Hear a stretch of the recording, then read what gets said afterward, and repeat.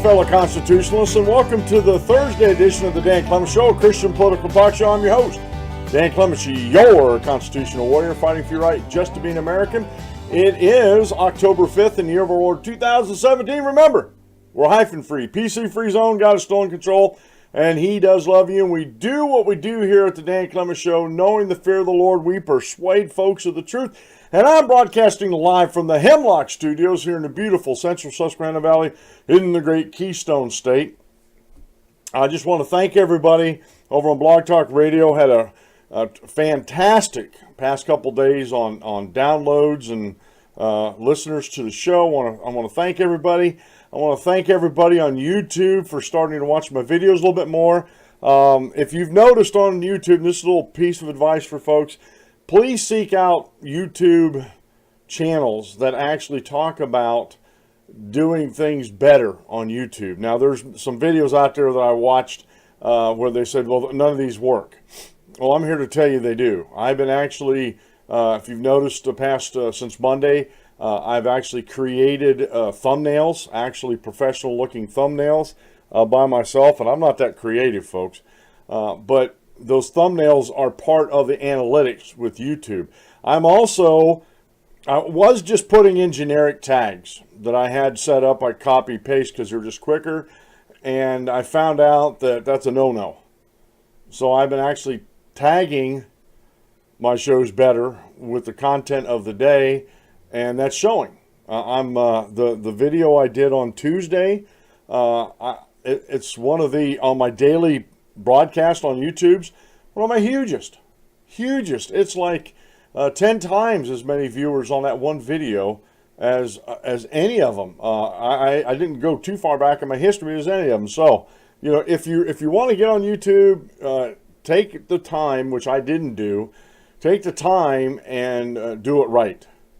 Do it right. The next thing I'm working on, I don't know if I get to it this week, but I'm redoing the header art, the page art for the Dan Clements Show on YouTube, because I just have an image up there and it doesn't look that good, and I couldn't figure it out until I watched some videos. So if you want to learn something, there's a lot that can be learned on YouTube. But again, trust but verify. Make sure what you're getting is absolutely the truth.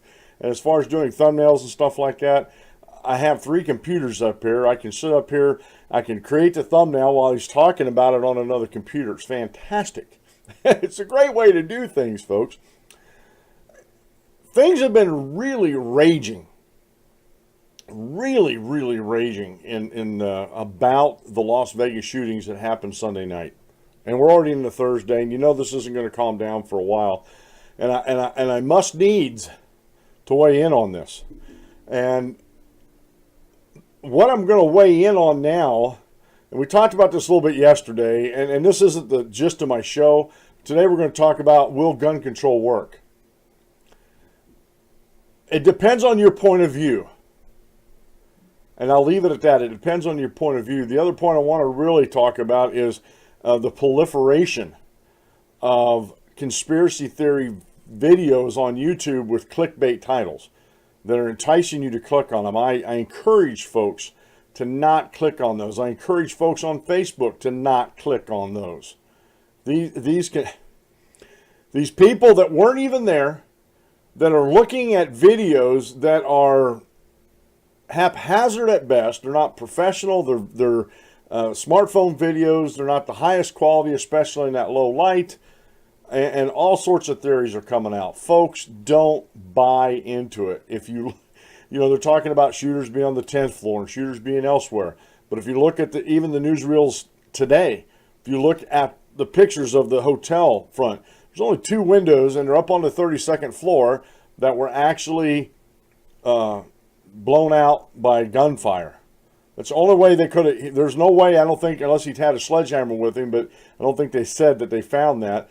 There's only one way to break them windows out, because those windows are very stout. They're tempered glass. They're very hard to break. But you put some 5.56 rounds up against them enough, it's going to happen. Second thing, along with this gun control issue, they were saying that they were fully automatic. There's 2 ways that you can have a fully automatic rifle. and one is actually the true definition of assault weapon. The military uses it as a selective fire. What does selective fire mean? Well, when I was in the military, in the Army National Guard, we had my beloved M16A2. You could go single, semi-automatic. You could go triple burst, or you could go full auto. You could rock and roll with that thing, right? That's the definition of an assault weapon. Doesn't matter. Doesn't matter if it has a pistol grip on it or not. And this is where we're at in today's society. We're redefining terms like assault weapon. If you go to the military handbooks, assault weapon is a select fire. But you can go full auto with that. The A2s were tri-burst, semi-automatic tri-burst, and full auto. I like the tri-burst. That was nice. That was a controlled 3-round shot down range. Full auto, you don't have that much control on. Now, again, these conspiracy theorists out there have this all wrong about this, and I don't listen to them. I don't listen to any of these conspiracy theorists about 9/11 or any of these other ones. That's one of the reasons why I don't particularly like listening to Alex Jones, because he's the conspiracy theorist in chief, as it were. So, but he's allowed to do that. He has the freedom of speech, folks, to do that, and I have the freedom not to listen to it. The other way to simulate full auto is what's called a bump stock, B-U-M-P, bump stock. And all I can say is I looked on the videos, and basically what it is the stock moves. And as you have your finger on the trigger and hold it, the recoil comes back and moves the stock, and you just hold the trigger down, and basically what that does is that simulates full auto. But what you have to do that is you have to fire the first round, let off it, and grab the trigger for the second round, and it sits there and simulates full auto. Those are legal. As far as I was able to find out last night, you do not need, it's a stock. You don't have to, you can buy that online, and it does not have to be shipped to a federal firearms dealer where you go when you get a background check and everything. The only part of the weapon, if you're going to piece one together, the only part of the weapon that you have to ship to a federal firearms dealer would be the trigger mechanism, the receiver, the mechanism that does the work. Okay, holds the bolt, holds the barrel, holds the magazine, holds trigger assembly. It's called the lower assembly. But even that, I was watching on YouTube, a guy melted his own aluminum cans, soda cans, had his own little furnace set up in a 5-gallon type bucket situation, a metal bucket with, he can melt. He could smelt aluminum in there, made his own ingots, and he took a receiver and measured it out on wood to make a blank with, molded that with aluminum, and then he had a small machine shop at his house, and he machined out a lower. He machined out a lower for himself, so he didn't even have to go to a federal firearms dealer. There's no law against someone doing that. It's with these same thing with these 3D printers. They're trying to figure out, because a lot of times technology gets ahead of politicians and regulators. On a 3D printer, they're able to make these lowers also. I've seen them on YouTube, where you can print out one of these lowers and it works. It's not very good, it's not very sound, but it does work. So those are the two ways you can turn a rifle, or there's the one way you can turn a rifle into the bump stock, as it were, into a simulated full auto, but it's not. And the other way is to actually buy one, which you can't. Since 1936 and 1968, I think it was the other strengthening of this. And so the full automatics are not even allowed to be imported in the country anymore. And you have to have a special license just to buy, and you have to, and with that license, that a fully automatic has to be stored a certain way. So they're not easy to get. Honestly, personally, from a military standpoint, I don't know why you would want one, even in the military. Real quick here. Now I'll get back to the gun control thing. In the military, when we were I'm talking about platoon formation. We had 4 M60s. No, 2 M for the platoon. We had 2 M60s. We had a couple guys that were designated snipers, and the rest of us were riflemen. I was in a rifle company, ground pounders. All right, I was a grunt. I was in the Army National Guard. And the only people they wanted to have full automatic were the M60s. And the reason why the M60 was there's a couple reasons why they developed it, but the main purpose, the number one purpose for the M60 is suppression. You start rocking and rolling with an M60, especially if you're on the receiving end of that, you're ducking and covering.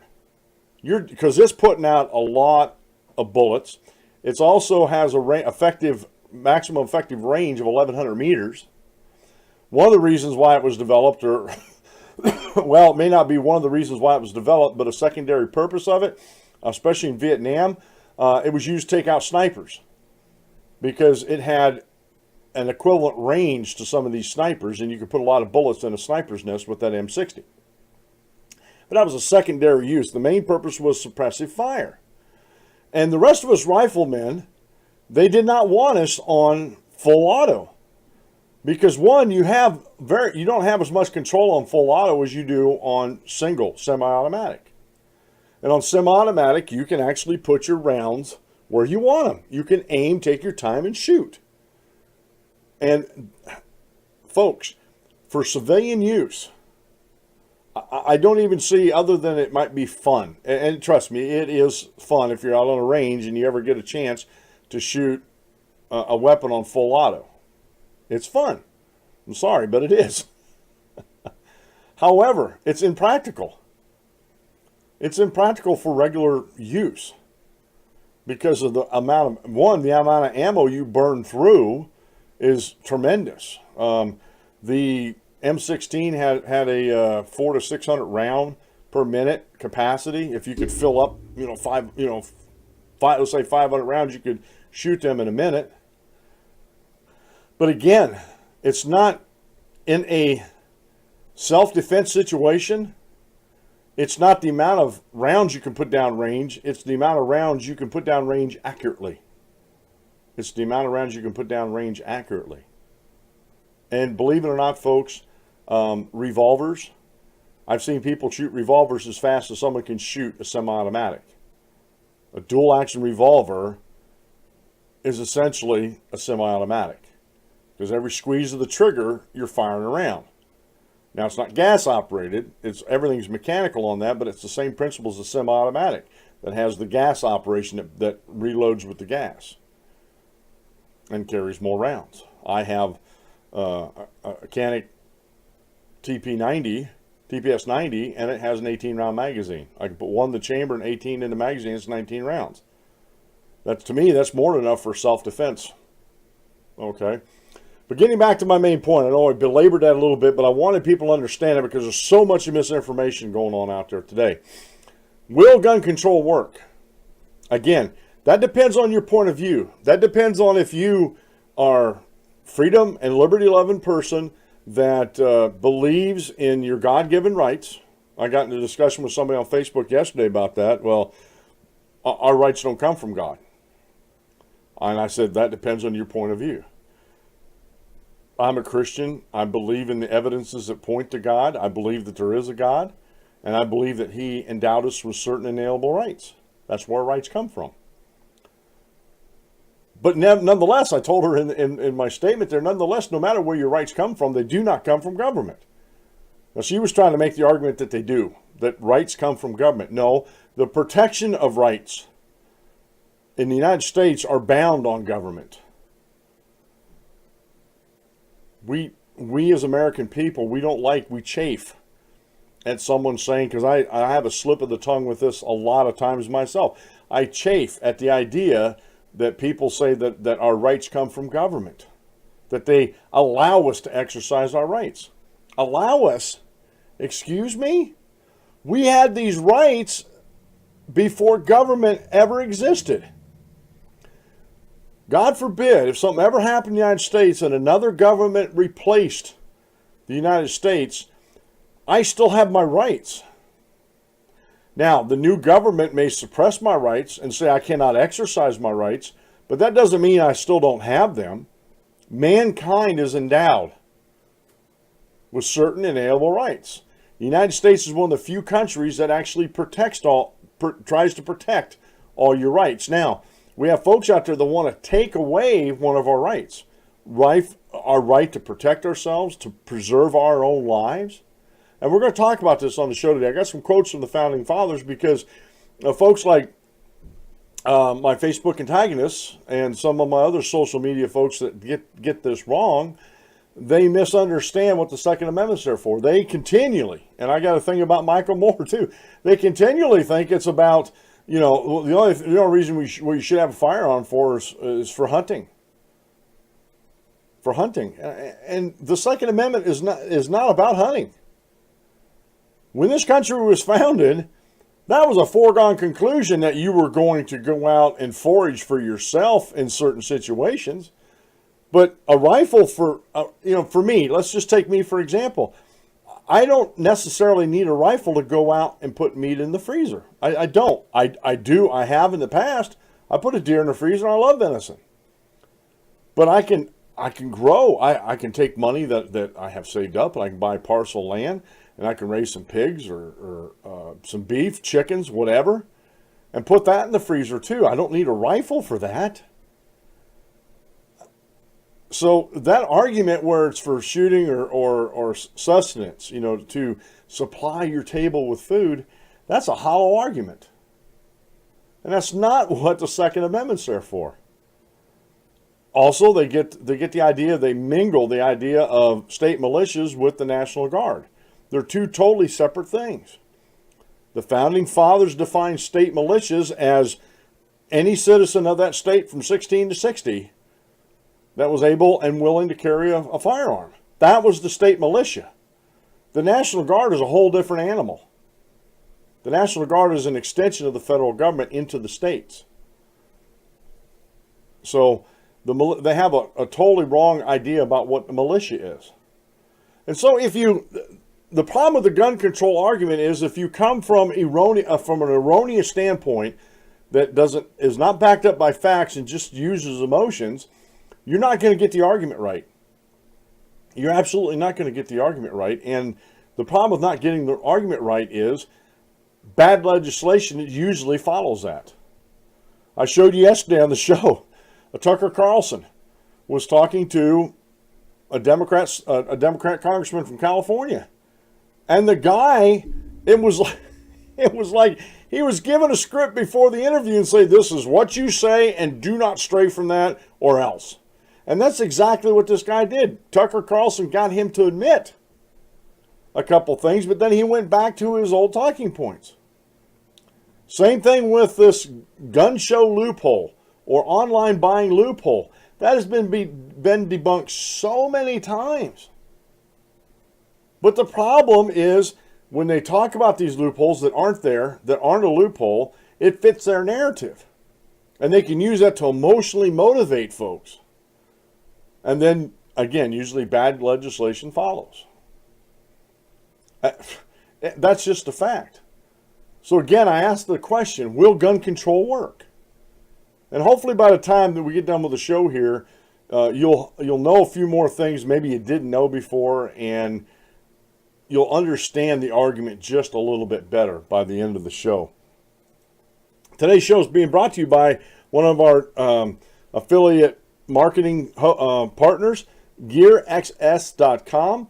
If you go to the DanColumbusShow.com and click on the GearXS widget, it'll take you over to the website and personal items and stuff like that, anything you need, from garments to undergarments to camping equipment. It looks like the sky's the limit over there. Gadgets, I mean, if you're a gadget hound, GearXS is the place to go. And if you go to the DanColumbusShow.com and click on the widget, you'll be helping me grow the show, because every time you go into there and buy things, I get a little bit of scratch back from that. So if you want to help me out with that, I appreciate you doing that.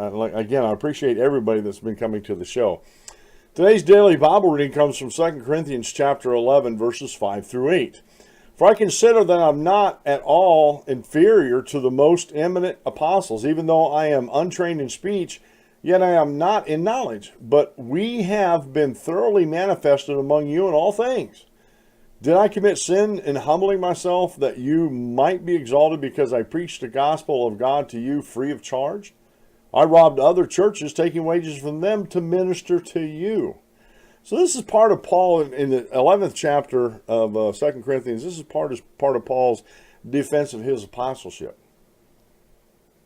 And he, like any of the other apostles, I mean, he was talking about the most eminent apostles. Well, who are these apostles? You had fishermen.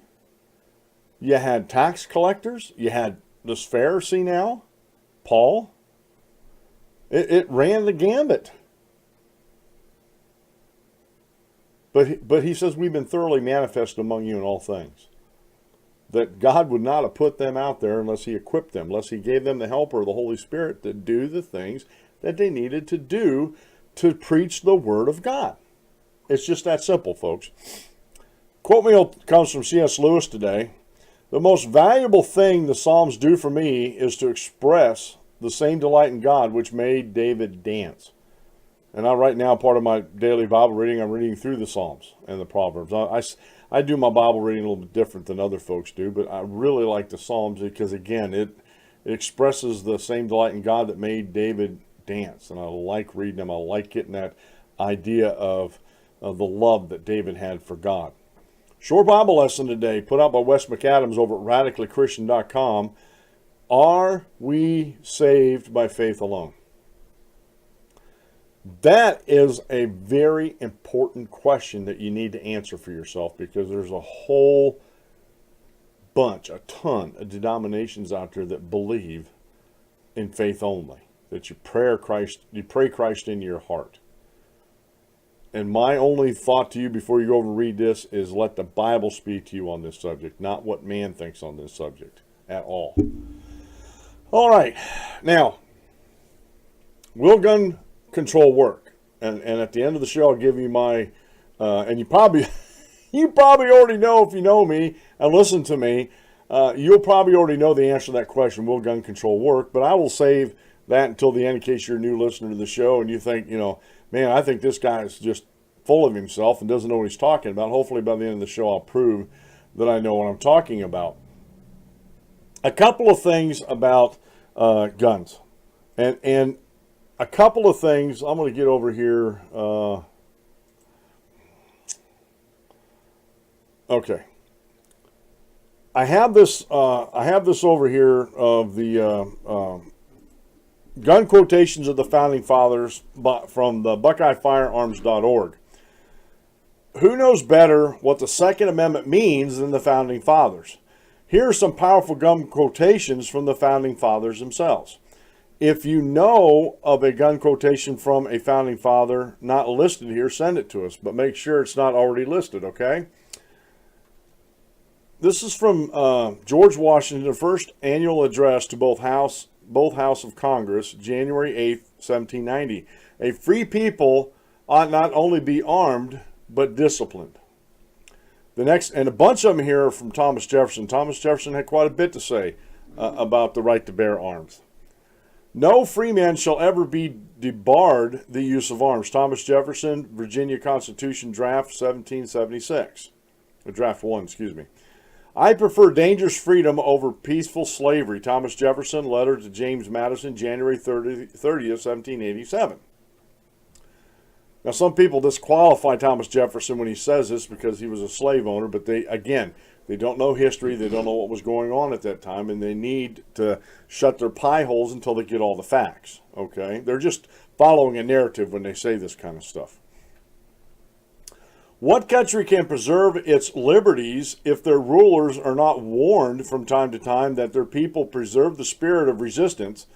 Let them take arms. Thomas Jefferson, letter to James Madison, December 20th, 1787. The law that forbids the carrying of arms are laws of such a nature, they disarm only those who are neither inclined nor determined to commit crimes. Such laws make things worse for the assaulted and better for the assailants. Excuse me, folks. Still getting over this cold. They serve rather to encourage than to prevent homicides, for an unarmed man may be attacked with greater confidence than any armed man. And I have an article here. You hear me from time to time talk about this Detroit police chief. And I've had people say, show me evidence of this, and I've been putting the links up to this. It's a Fox article, and Fox Morning, the morning show on Fox, they interviewed this guy, and I'll share that with you later. But he says the same thing here, and the stats actually back that up. A strong body makes the mind strong. As to the species of exercises, I advise the gun. While this gives moderate exercise to the body, it gives boldness, enterprise, and independence to the mind. Games played with the ball and other of that nature are too violent for the body and stamp no character on the mind. Let your gun therefore be your constant companion of your walks. Thomas Jefferson's letter to Peter Carr, August 9th, 1785. The Constitution of most of the states and of the United States asserts that all power is inherent in the people, that they may exercise it by themselves, that it is their right and duty to be at all times armed. Thomas Jefferson's letter to John Cartwright, 5 June 1824. This was a month before he passed away. On every occasion of constitutional interpretation, let us carry ourselves back to the time when the Constitution was adopted. Recollect the spirit manifested in the debates, and instead of trying to force what meaning may be squeezed out of the text or invented against it, instead let us conform to the probable one in which it was passed. Again, original intent. Anti-freedom folks don't like that term, original intent. Oh, we live in a civilized society today. And my rebuttal to that real quick, I just got to say this, and I've said this on social media a number of times. I said, so you determine that a civilized society is one that can at any moment, for any reason, take away the rights, the practicing of the rights, suppress the practicing of the rights of its citizens. You call that civilized. And usually you can hear a pin drop after that. They quit the argument. Because again, they have nothing to stand on. I like this, that we have to go back to conform to the probable one in which it was passed. That was Thomas Jefferson, letter to William Johnson, June 12th, 1823, about a year before he passed. I enclosed you a list of the killed, wounded, and captives of the enemy from the commencement of hostilities to Lexington in April 1775 until November 1777, since which there have been no event of any consequence. I think that upon the whole, it has been about 1.5 number lost by them, in some instances more, but in others less.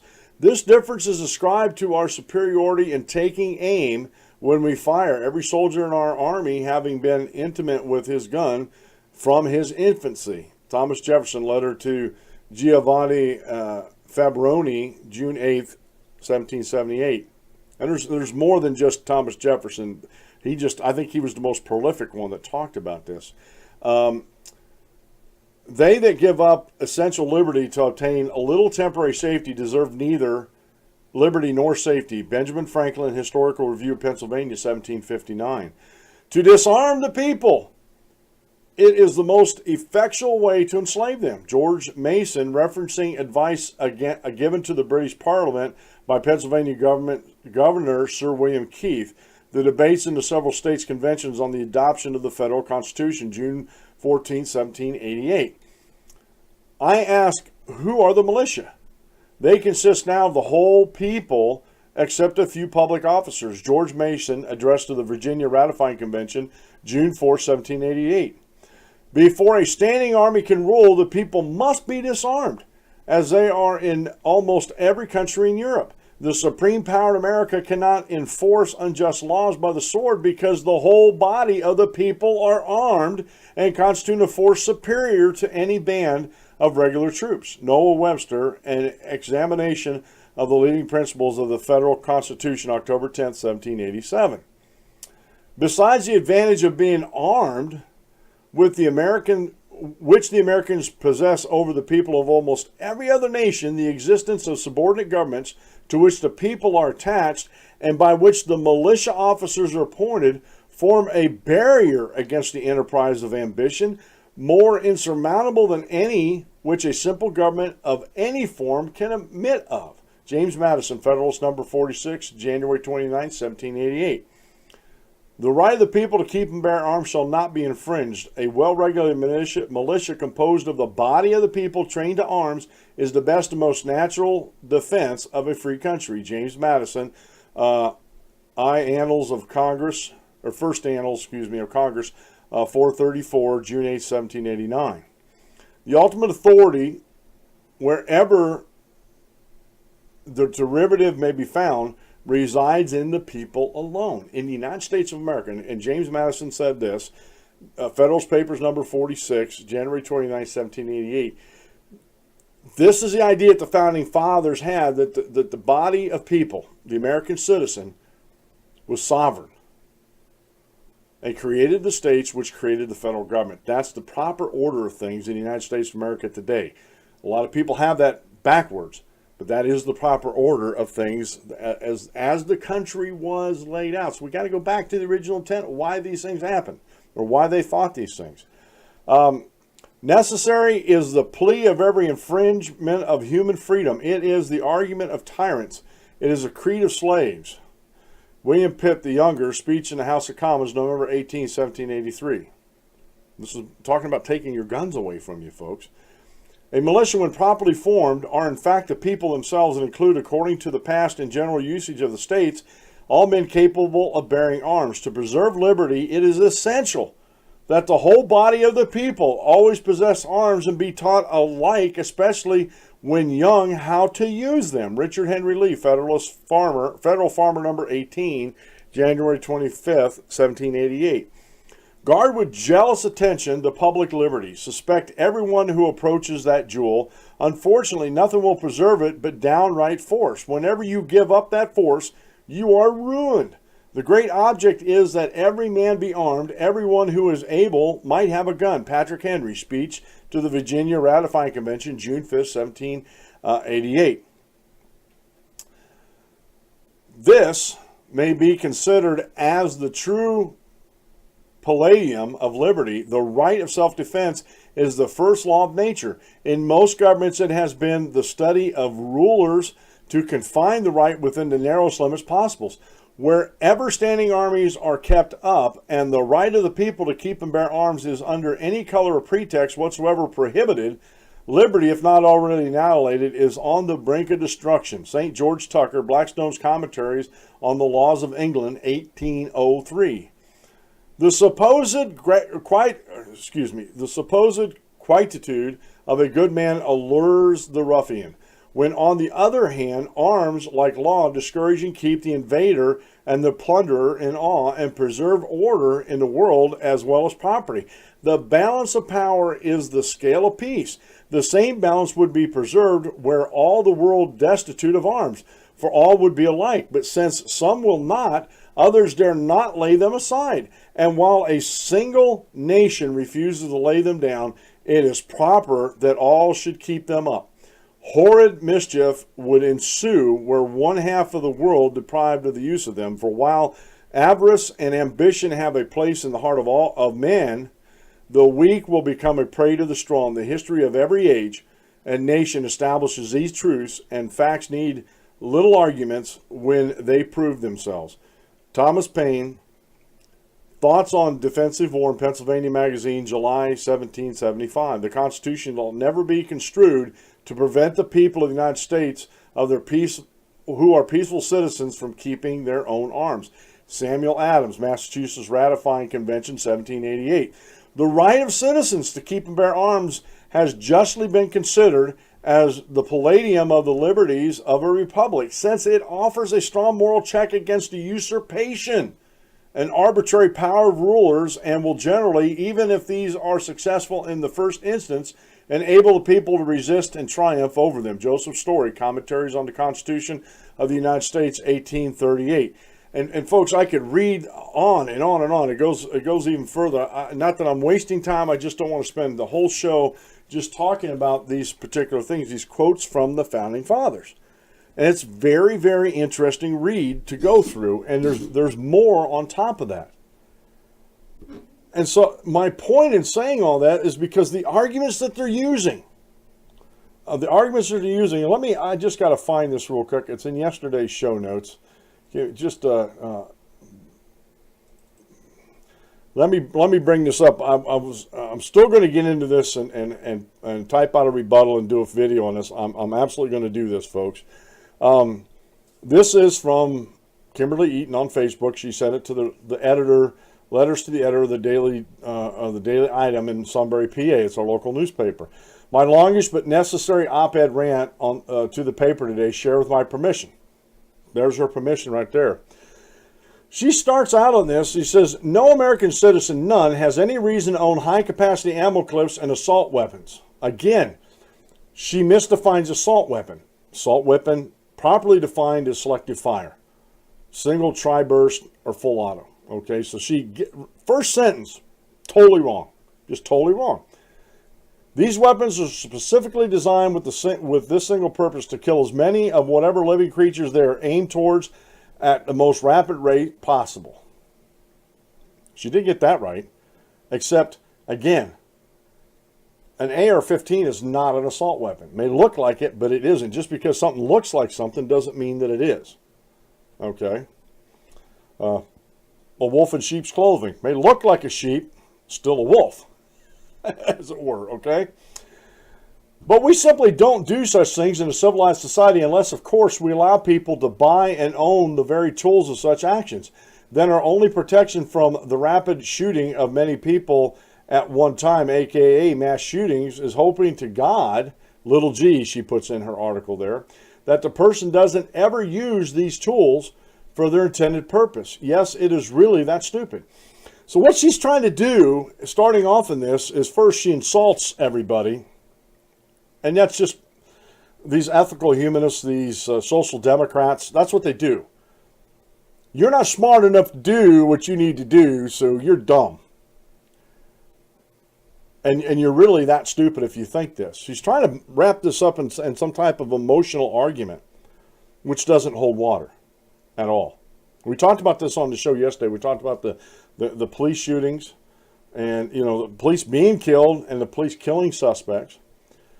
And again, we went over the abortion, the drunk driving. Drunk drivers kill way more people than guns.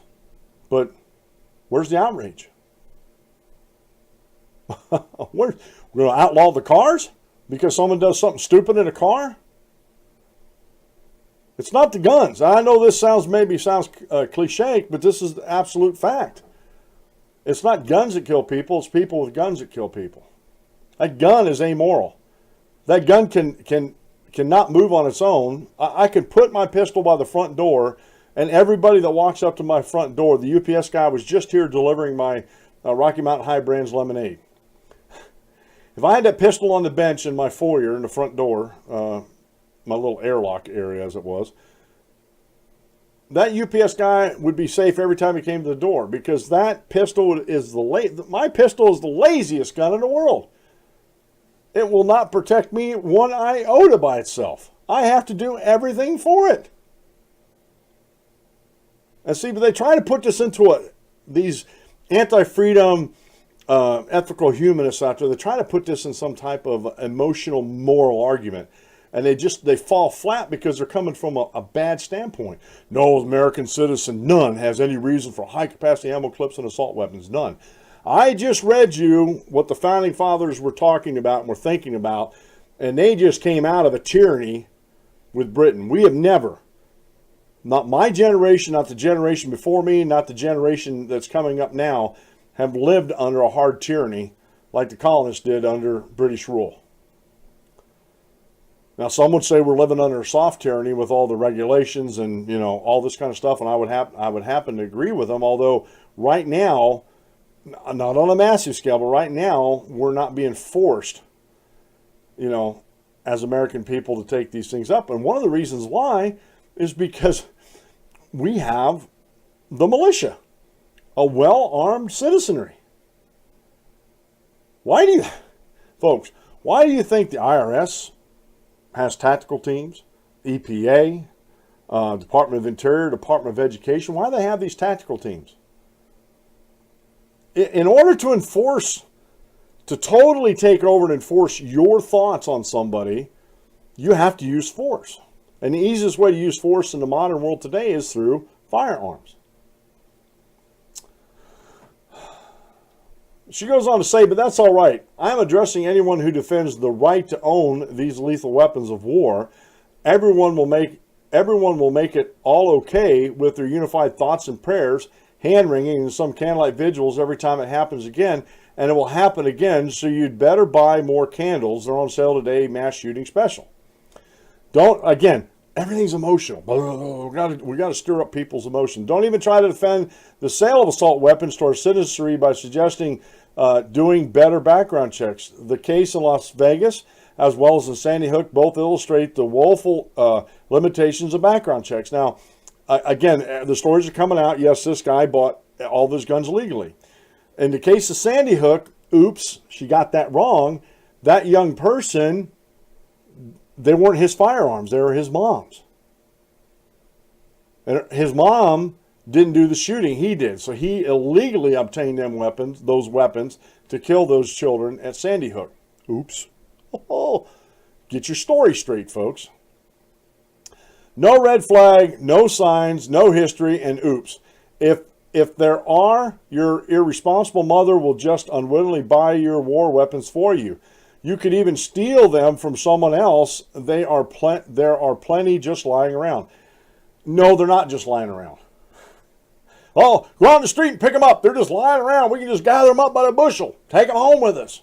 It's not how it works. That's not how it works. I had to go through a background check just to get my pistol. It wasn't hard. Filled out some paperwork. They did an instant background check, come out and find out Danny boy wasn't causing any mischief. And based on that, probably isn't. Now, I have another story here I want to share before we get to the end of the show that I think we really, really need to think about. There's some news stories coming out today about Stephen Paddock and some of the medications we're on, so I'll give you a little hint to that. If you are an NRA member or lobbyist, an NRA-supported congressman or gun seller, you have to defend the Las Vegas shooter's Second Amendment rights or be declared an impediment to our country's freedom. Hell, you'll still be defending Adam Lanza's mom right to buy the weapons which killed 20 happy 6-year-olds while they made Christmas tree cutouts on the school day. Okay, again, another emotional, gotta pull at them heartstrings. There's no reasoning here. It's just, we gotta just pull at them heartstrings because it's so bad. And yes, what happened there was bad. But like I said on the yesterday show, I'd rather live in a dangerous liberty than a peaceful servitude or slavery. And the founding fathers thought about that. She hasn't even addressed that in her little rant here. Not at all. She hasn't even addressed it.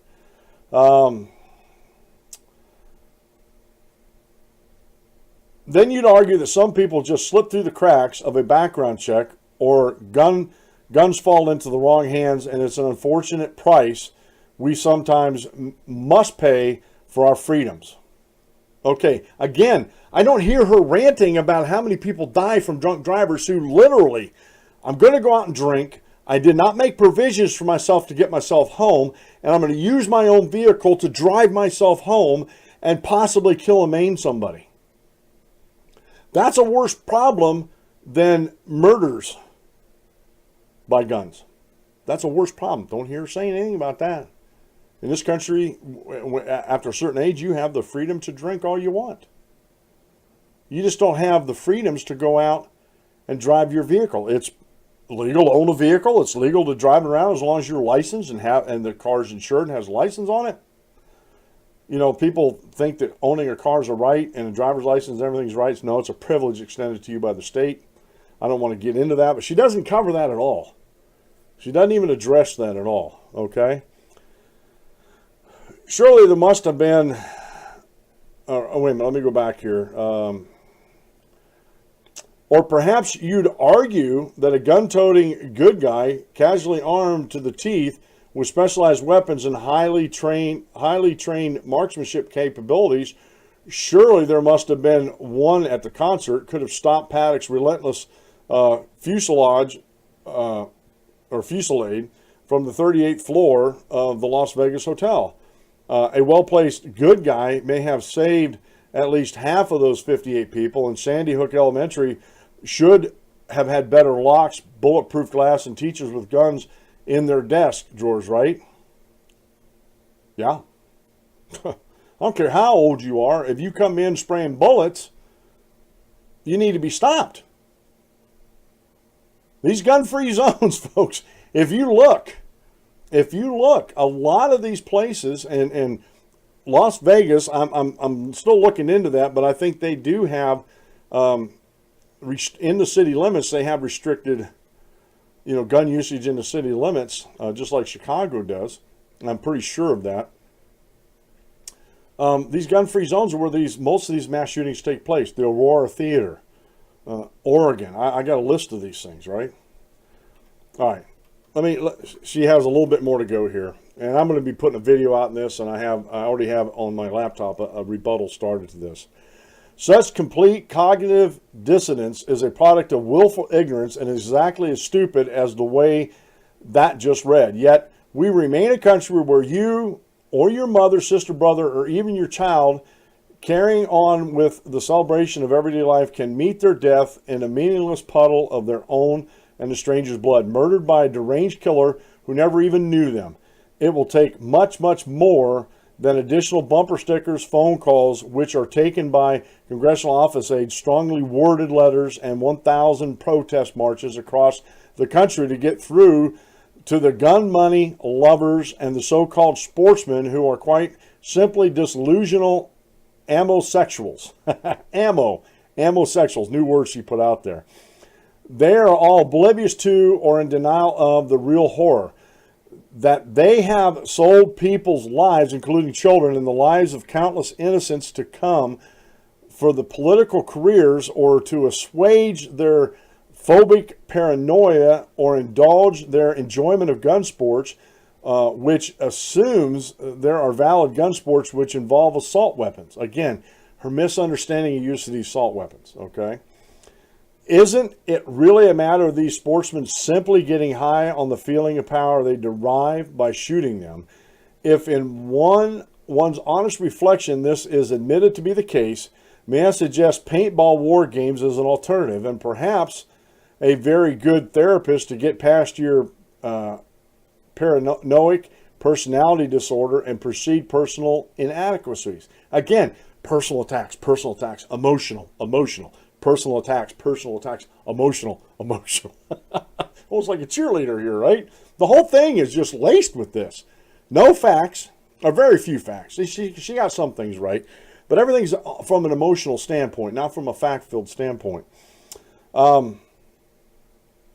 The NRA and anyone supporting them or those patriots insisting upon their right to be able to commit an act of mass murder anytime the need arises, hey, you never know. Again, an emotional tug. I'm not going to go out and commit an act of mass murder.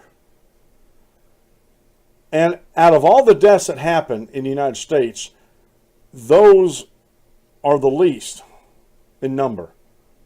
They're tragedies, to be sure. I'm not trying to lessen the pain and suffering of the friends and families who lost a loved one, or a loved one got injured or maybe maimed for life.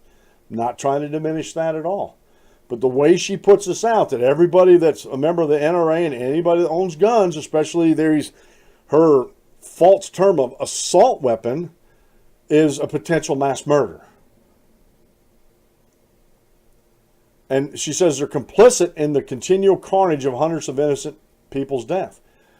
Because I'm a legal citizen, have done nothing wrong, have not committed a crime with my firearms whatsoever, went through the laws, background checks, getting a concealed carry permit, all that kind of stuff, which I do believe Congress is working on. I think they're going to wait a little while now, but the Congress is working on a bill to make it constitutional carry in all states, so we wouldn't have to go through all these permitting. Still do the background check, but she says we're complicit in these deaths. I'm not complicit in the deaths of those folks out in Las Vegas. I'm not complicit in that at all, because she never touches on why the Second Amendment was put in the Constitution to begin with. She never touches on the fact that her ethical humanist society that she's a part of, the party that she supports, a Bernie Sanders supporter, Social Democrats, would do everything in their power to bring the American citizenry under their control. Because they don't think we're smart enough to live out our own lives the way we see fit. She doesn't understand how we the people created the government. She's of that mindset the government created the people and that our rights come from government. Again, from a false narrative. The only obvious and immediate solution is to repeal the Second Amendment now and criminalize ownership of assault weapons. And that is only a good start. Again, let's get into the root of the problem. It's not the guns. Guns can't kill people without somebody pulling the trigger. They really can't. And she doesn't address that because she doesn't have the mindset to address that. This is an article, and I don't have time to read it all. I encourage you guys to go read this because it's 7 pages long on a Word document at 12/12 font. The Mass Shooting Problem by Adam Gary over at LouRockwell.com, and he posted this in another publication. You just go over to the link. It'll be over to DanClementsShow.com. I just want to read the first couple of paragraphs, and then he goes into individual cases. The United States has the highest rate per capita use of antidepressant drugs. Now remember that, folks. And boasts the highest consumption of opioids in the world. However, according to the World Health Organization, the United States is not the country with the highest rate of clinical depression,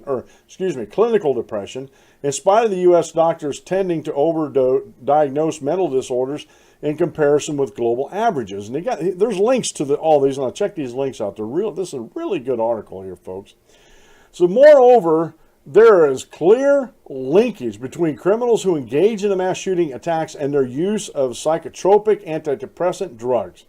This relationship has been ignored for too long. The mass shooting problem in the United States is a drug problem, and many in the U.S. remain in denial. As the piece shall also detail, individuals working for international terrorist organizations have something in common with lone wolf shooters. The point of commonality is not ideology, but psychotropic drug use. Until governments such as the United States cracks down on big pharmaceutical companies, black market drug dealers, and the deep state involvement in narcotic trafficking, things will only get worse. It is no coincidence that the number of mass shootings, as well as a cruel and unusual homicides, have increased in line with the usage of psychotropic drugs. Furthermore, society must work diligently to stigmatize drug use until such a point where being a drug addict is socially derided to the same degree as being a member of a known terrorist organization. The following is a list compiled by WND News, World Net Daily News, detailing the mass shooters and other obviously insane killers known to be taking psychotropic drugs prior to or during their killing sprees. One of the things which I haven't verified yet that's been talked about on social media is how Stephen Paddock was on some antidepressants. And they were showing him pictures of hoisting a glass of alcohol. Bad combination. Again, folks in the anti-Second Amendment movement out there, the anti-freedom movement, they want to blame the guns for something that's not the gun's fault. It's just like you can't take the automobiles off the road. You can't just outlaw automobiles because not everybody's out there drinking and driving. Now, the deaths caused by drinking and driving is because they're driving a vehicle. They're driving a 4,000-pound death machine down the road, impaired. The same way as distracted driving, where these folks are texting, these young folks are texting on their phones or multitasking. I've seen people, when I was driving truck, you've seen all sorts of idiots going down the road. And I do mean idiots. I've seen people reading books, propped up on their steering wheel, reading a book while they're flying down the road. Now, you can't tell me that they're safe going down the road. I've seen them weaving in and out, weaving in their lanes and stuff like that down the road. And if something jumped out in front of them, God help them. Texting while driving. Talking on the phone. I've seen people talking on the phone have their foot kicked up on the dash like they're sitting in their living room while they're driving down the road. And most states now have hands-free laws. You don't have a vehicle that's Bluetooth equipped, guess what? You can go over to Amazon.com for like $40, $50, and you get a little device that hangs on your visor like I have. And it's hands-free. Hook it up to your phone, turn it on, boom. It's chargeable with the same charger, the mini USB, as your phone, and you're totally hands-free. We switch that. My wife doesn't use it a lot, but when I'm doing a lot of work like in a pickup truck or something like that and I'm waiting for a phone call, I'll flop it over on the visor of my pickup truck and there I go. It's not the gun. It's not the gun. Real quick here for the end of the show. One of the arguments out there, and Scientific American magazine has this article out that's being spread all over the anti-freedom groups. And American Scientific they are a huge climate change supporter. Doesn't matter what the facts are, they support it. They're very political over there. And when I first saw that, I'm like, man, these guys, it just rings a bell. Well, they have an article over there, More Guns Do Not Stop More Crimes, Evidence Shows. I read the article, and they cite some studies, but they don't have all the information. And one key piece of information that people forget about, and this is what the Detroit police chief, crimes going down amid legal gun ownership, on Fox News Insider, and we'll share this with you tomorrow because I'm running out of time, and I'll be sharing this on Free for All Friday tomorrow, is crime going down amid spike in legal gun ownership. This was published back in August 25th, 2015. There is a huge body out there of unidentified or unidentifiable, unsearchable, were crime stopped by legal gun owners. You know, pulling your shirt up and exposing the pistol butt of your pistol to an assailant for somebody, which a lot of people say that that's happened, that they say they've done it, and people run off. Even the police showing up just out of the blue chases them off because they know they could get shot. How do you study that? How do you find out? Because everything's anecdotal, because it's just hearsay what somebody says.